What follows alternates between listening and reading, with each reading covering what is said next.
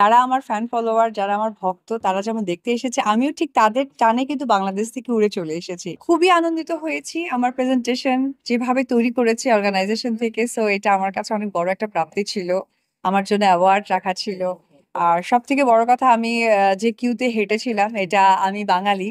আমি যেমন বাঙালি এখন শাড়ি পরেছি, ঠিক তার অপোজিট এটা মানে আরবিক একটা ড্রেস ছিল, ব্রাইডাল। সো এই জায়গা সবকিছু মিলে খুবই আনন্দিত হয়েছি। অ্যারাবিক ড্রেস পরে প্রথম টাইম আমার এবং বিদেশের মাটিতে ফার্স্ট টাইম আমার করা হয়েছে। সো এটা একটা অন্যরকম এক্সাইটমেন্ট কাজ করেছে আমার।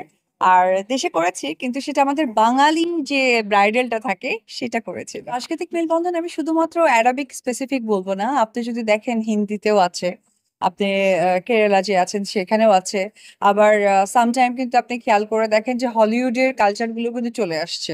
তো সবকিছু মিলে কিন্তু আসলে সংস্কৃতি কৃষ্টি কালচার হচ্ছে মানুষের জীবন যাত্রাকে, মানুষের ঐতিহ্যকে বহন করে।